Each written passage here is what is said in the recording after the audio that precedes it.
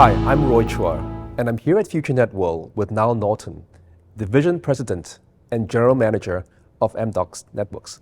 Welcome, Niall. Thank you very much. I'm delighted to be here with you this morning. Let me ask you this question around openness, programmability, and disaggregation, all themes at Futurenet World. What do they mean for the future telco? It's a very good question and very central to a lot of what people talked about at the show itself, which has been a very engaging, very honest, authentic set of insights from different telcos.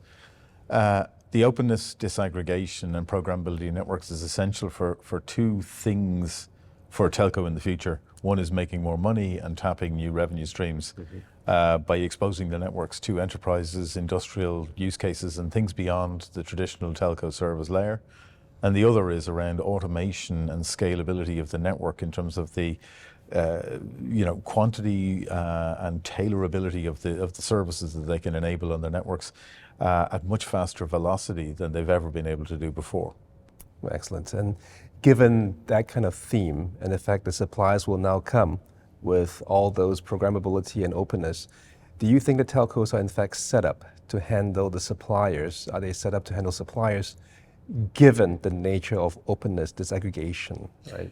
It's a really good question. I think that there's a challenge in the question for the industry at large, because telcos are classically set up to have a smaller number, not a larger number of vendors. Right. The infrastructure to allow different vendors have their technology talk to each other is defined by the standards, but not always religiously followed. Absolutely. So it can be very expensive to enable a standard.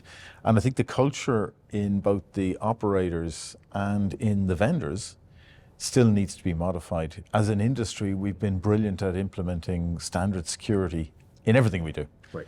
But when it comes to interoperability, when it comes to openness, we're less mature in how we've approached that question, and it's really important we get it right. So given the increased complexity that potentially could be brought about by disaggregation and openness, and as you point out, right, there's more parts and more pieces that the telcos have to consume. How can automation help?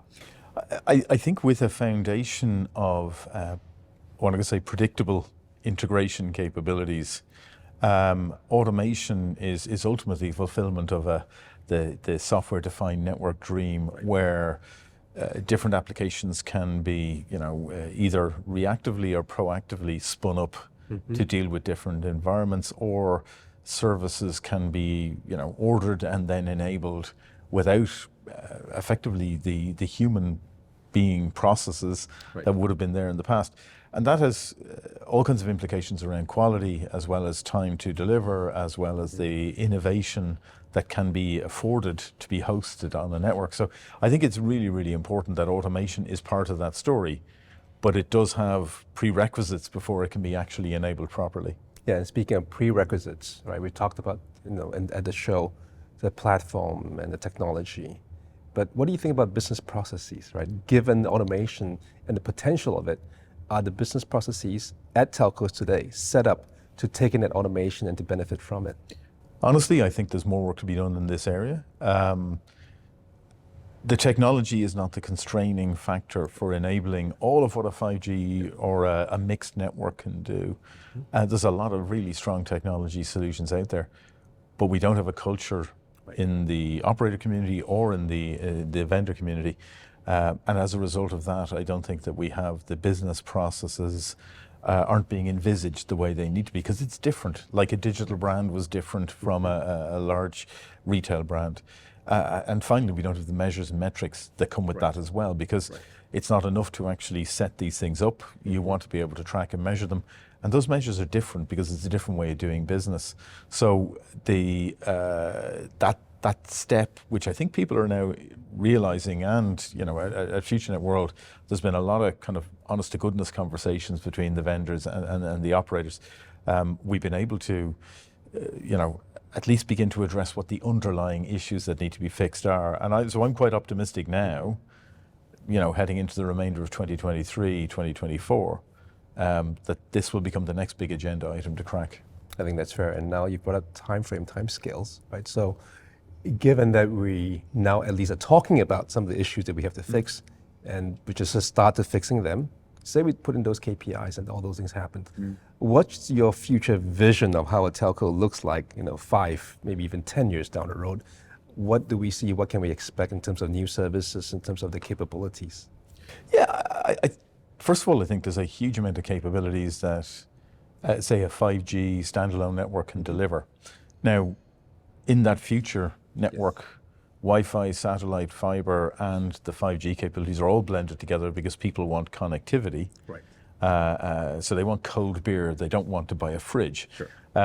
In that sense, the telco becoming a platform for connectivity is super important. And very reactive, very flexible, and actually having AI capabilities to do predictive kind of, revenue projections, cost projections, rerouting of traffic, so that the service experience is very, very strong. Able to, handle multiple partner complex revenue sharing chains and things like that. So the telcos as a platform become a little bit like the internet, if I can put it to you like that. And it's a different cultural place because a lot of, for 30 years, telcos have taken, a simple set of services and made it available to hundreds of millions of subscribers. So you establish business processes which are lean in some areas and super developed in others around quality of service, maintenance and scaling and things like that.